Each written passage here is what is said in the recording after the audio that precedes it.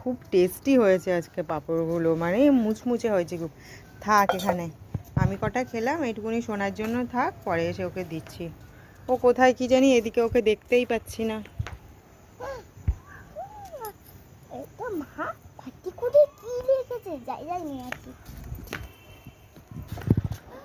পাঁপড় ভাজা, পাঁপড় ভাজা, যাই যাই খেয়ে নি।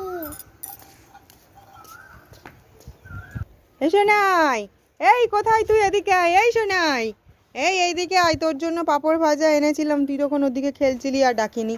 এই এখানে পাঁপড় ভাজা ছিল, কোথায় গেল? এই পাঁপড় ভাজা নিয়েছিস?